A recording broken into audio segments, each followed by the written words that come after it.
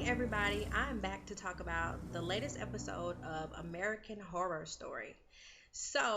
This episode picks up right where the last one left off when Shelby was lost in the woods. Okay, so while she's out in the woods, you remember at the end of the last episode, she was being surrounded by these people holding the torches.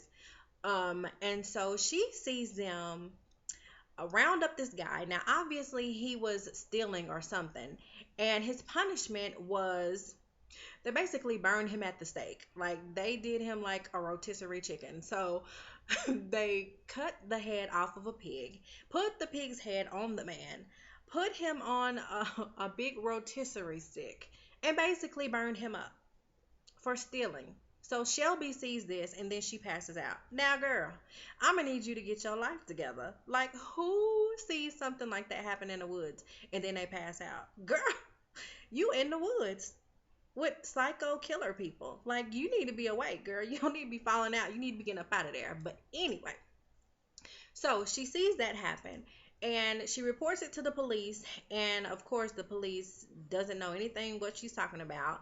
And they go out there and check and they don't find any evidence. Now, y'all, how are they doing that? Now, somebody done got burned up at the stake out there and it ain't no evidence. Come on now. Police, are you really looking or are you just acting like ain't nothing out there? Okay, but anyway. So they think she's crazy once again. So after she sees all that happen, um, they hear Shelby and Matt are laying in the bed and they hear these noises again, like that pig noise. And so Shelby, with her crazy self, she gets up and she wants to go into the woods to see what the noise is. Now, girl, you done got out the woods once and now you going back in there? Y'all, why is she doing this? Why is she doing this? Okay, but anyway, so Matt goes with her this time, thank goodness. And they kind of get lost from each other. But then they see like it's like a statue. Like those stick people that were hanging up in their house when the people had broke into there. Well, this was like a bigger version of it and it had that pig's head on the top of it. What's up with them and these pigs? I don't know, but it looked like the innards of a person, strung out, being burned as well. And this was in their backyard. So they knock it down and try to put the fire out, but eventually they had to call for help. Now, when the police get there, it's undeniable. This actually happened. Here is the proof, here is the evidence. So Shelby made such a big deal out of it that they put a police car in the front of their house, to kind of keep an eye out just to see if anyone is going to do anything else. So, in the middle of the night, Matt gets up because I think he hears a noise and he goes downstairs and there's people in his house. So, there are these two women who obviously they look like nurses and there's this old woman laying in the bed and one of the nurses is trying to give her the medicine and the old lady says that she doesn't want to take the medicine. And the nurse is like, "Oh, is she back talking me?" And the other one was like, "Yep, she is." And she pulls out a gun and blows the old woman's brains out. Really? So Matt sees this and he goes hysterically crazy. So he runs outside to the police. The police comes in the house and they go into the room where it all happened and nothing's there. So now Matt look like he crazy. Okay? Now, something else that happened in this episode was Lee's daughter came to visit her. And, it's been kind of a strained relationship between her and her husband. And so, her being able to see her daughter, it really means a lot. I think they have joint custody of her. So, she gets her daughter to the house. And immediately, I'm nervous because, come on, this is not the house no child should be in. And so, like that very first day, y'all. The little girl is sitting there, playing, and Lee went to go get her something to eat. And when she comes back, the little girl is talking to somebody. And the mom and Lee is like, "Well, who are you talking to?" And she said, "I'm talking to Priscilla." And I'm thinking, "Girl, what you mean you talking to? Ain't nobody here, right?" So her mom just kind of, brushes it off like, "Yeah, okay, well, that's nice." No, girl. Okay. But I guess she's not really paying too much attention to it because, she's a child. And sometimes kids have imaginary friends. She didn't think any more about it. But when it was time for the dad to come pick the little girl up, the little girl was playing hide and seek. So when they found her, she was like in a little cupboard. And the little girl was in there talking to Priscilla again. But see, this time, she said that she was in there trying to trade her doll so that the little girl wouldn't kill her and the family. And they looking at her like, what do you mean? Who, like, who is telling you this? And she said, the little girl with the funny clothes. And so she said that if I was trying to trade my doll so that they wouldn't kill all of us and kill me last, save me for last. And so the daddy, he's like, oh no, we up out of here. Nope. So he snatches up his baby and he leaves, which makes all the sense in the world. Okay, I'm not gonna let my baby sit up in this house and she's talking about somebody trying to kill me, the family, and save me for last. No, you get up out of there. So thank you, daddy, for coming to get her and getting her up out of there real good and quick. And Lee is just looking like, well, no, don't take my baby. What you mean, don't take my baby?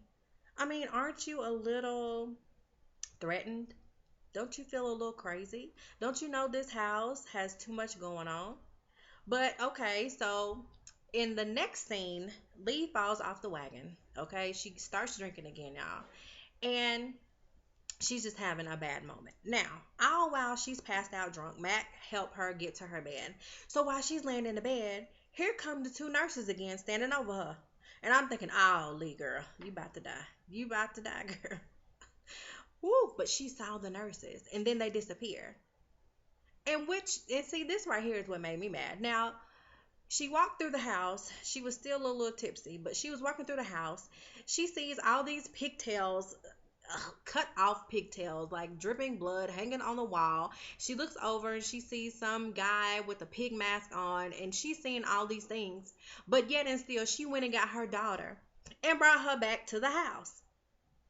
What sense does that make? Is she crazy? I mean, does she want her daughter to die? Come on now. You know the house is haunted. Something ain't right in that house. But you gonna keep bringing your baby over there. See, something bad gonna happen to that little girl. Which I think. I think something horrible is gonna happen to that little baby. Because her mama is so crazy and keep bringing her over there. Even Shelby was like, what are you doing? Why are you bringing her here? And then another thing that happened was Shelby was standing in the window and she seen this little girl in the distance. So she calls for Matt and she asked him, do you see the little girl too? And he said, yes, I see her. So they go outside once again. See, they always following the trail. But anyway, they go outside, and right where the girl was standing, there's this entryway to the cellar, like a basement. And so they go down there, and it's almost like a living quarters.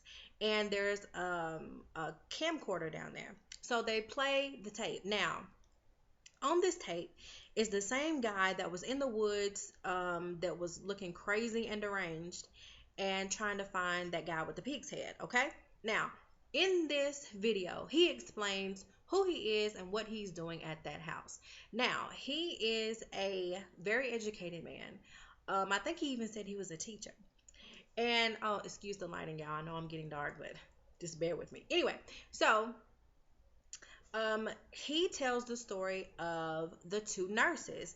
Now, I can't remember if he said they were sisters or if they were just two women. I think it's just two women who are friends, and they're both homicidal nurses. They left their job when they got suspected of killing some of the residents. So they opened up their own care facility, and it was in that house.